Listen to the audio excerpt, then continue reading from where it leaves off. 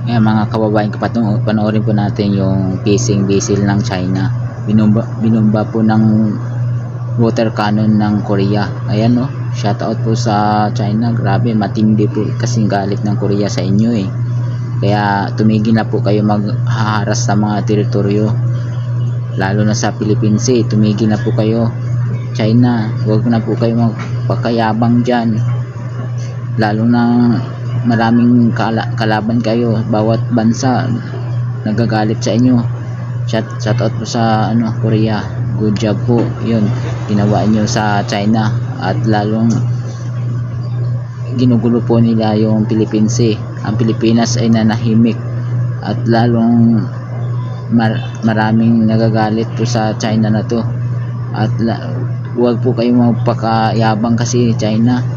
Gusto niyo manahimik, magtatrabaho lang kayo ng maayos. Ayan, no, panoorin po yung Korea. Nagalit, oh. Pinaghampas-hampas ng Korea yung kanilang